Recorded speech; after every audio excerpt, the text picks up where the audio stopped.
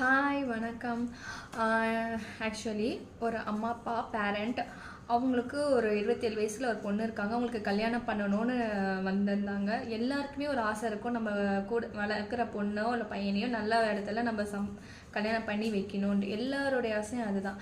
But ஆனால் நம்மளுடைய பசங்களுடைய மனசில் என்ன இருக்குது நம்மளால யாருக்குமே தெரியாது. அவங்களுடைய எண்ணத்தில் பல இருக்கலாம். பட் அதை அவங்க சூஸ் பண்ண பார்ட்னர் சரியானவங்களான்னு பார்க்கும்போது உங்கள் சைட் தரப்பில் பார்க்கும்போது மேபி நம்ம பார்க்குற அளவுக்கு அந்த மாப்பிள்ளை சரியில்லைன்னு இருக்கலாம். அதனால் அவங்க பார்க்குற பார்ட்னர் சரியில்லைன்னு சொல்லி நம்ம அவாய்டிங்கும் பண்ணவும் முடியாது.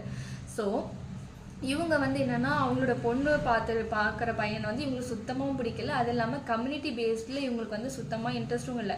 பண்ணால் நாங்கள் சொல்கிற பையனை பண்ணணும், இல்லைன்னா அவள் என் பொண்ணே இல்லைன்னு சொல்லி எழுதி கொடுத்துட்டு எதுலேயுமே வரக்கூடாதுன்னு அப்படி ஒரு டிமாண்டில் இருக்காங்க ஆக்சுவலி. ஸோ நம்ம வாழ்க்கை ரொம்ப ஷார்ட் இருக்கிறதுல நம்ம அந்த குழந்தையோட சந்தோஷத்தை கண்டிப்பாக பார்க்கணும். அவங்களுக்கு நல்லதை கெட்டதை கண்டிப்பாக சொல்லணும் தான். ஆனால் அந்த நல்லதை கெட்டதை சொன்னா கூட புரிஞ்சிக்கிற அளவுக்கு இப்போ இருக்கிற ஜென்ரேஷன்ஸ் கிடையாது. பட் ஒரு காலம் எல்லாமே மாற்றம்.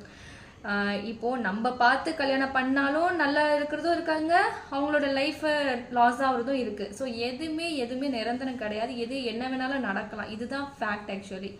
ஸோ நிறைய பேர் நான் பிடிச்ச முயலுக்கு 3 கால் மாதிரி நான் சொன்னால் என் பொண்ணு செய்யணும், என் பையன் செய்யணும், இந்த மாதிரி ஒரு அடமெண்ட்டில் பேரண்டிங் இருக்கும்போது அந்த பசங்களுக்கு வெறுப்பு தான் வர ஆரம்பிச்சிது.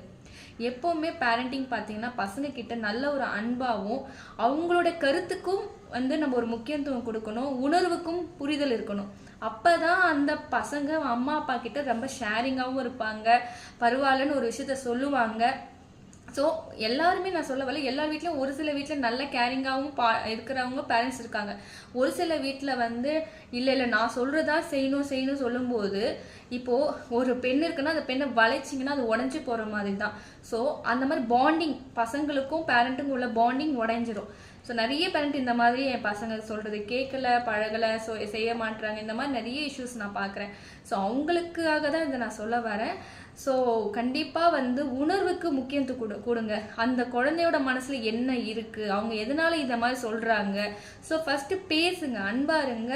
ஒரு ஃப்ரெண்ட்லியாக தான் நீங்கள் மோஸ்ட்லி குழந்தைங்கிட்ட அப்ரோச் பண்ணுற மாதிரி இருந்தால் பெட்டர் லைஃப். ஓகேங்களா? So thank you so much. பாய்.